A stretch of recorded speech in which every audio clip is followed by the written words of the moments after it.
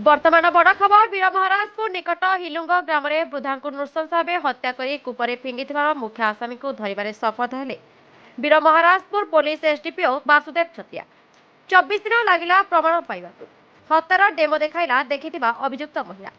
राजकिशोर जगतरा और पुना दुहे मिसी एक लेजर पाती हत्या कर कूह को फिंगी डेमो देखाइला आसामी नंदी नुहे तेज आसतु देखा दृश्य वीर महाराजपुर सुरेश खलता report the Republic Odisha 24 news. हाँ केमती घटनाटा होता है काण काण है पुलिस काण कला पुलिस सर आम जिते खबर पाइलु मो शाशु सका 9 घरे बोलिकी हमको राति 7:30 बजे फोन कले आसिक आम खोजा खोजी देखला राति 11 बजे गोटे पाखरे गोटे कुआर पड़ी तब आम पुलिस के काने फोन कलु पुलिस आसिक सका पहुँच जाइए काने आर दिन फायर वाले आसिक उद्धार कर सारापर देखली काने हत्या कराई कोटा दाग थिला देख सब प्राइवेट पार्ट रे भी तार कोटा दाग थिला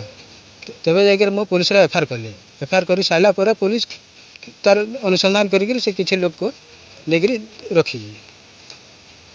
एबे क्लियर हैला एबे मु क्लियर हेली जे प्रकृत दोषी को आईन अनुसार काने ताको आनी के डेमो भी देखा है मुई जन पुलिस ऊपर मो संपूर्ण भरोसा अच्छे जमी ताको फांसी हो जेहेतु गोटे निरीह 65-60 बुढ़ीटा कि हत्या कर निर्मम भात्य तार कदर्य करी से फांसी हो पुलिस आज तदंत कला तुम इतरे काना खुशी अच्छा थी आज हत्या करबार मैं बहुत खुशी अच्छे अपन माई को केमती हत्या कर मोर माँ केमती हत्या करथिले जे से कुरे जेन पकई आम फोन कला आम आसलु आम एटी थाई ना फोन कला आसलु देखलु खोजलु चारिआडे पछे देखलु कुरे पड़ी कुरु आर एटा पुलिस वाला को फोन करा हला आसिले सकालु फायर वाले आसिक पानी हता करी मोर माँ को उद्धार कले बोले उद्धार कर पुलिस आसिक मुख्य अभियुक्त से धरिक आसला तार ऊपर अपन ग्रामवासी हिसाब से काण कर सर मैं ग्रामवासी हिसाब से कहबी मुझे पुलिस के बहुत धन्यवाद देवी कहे दीर्घ दिन धरिक दीर्घ समय धरिक हत्या करके खूनी के धरबार पुलिस सक्सेस होइथिबारु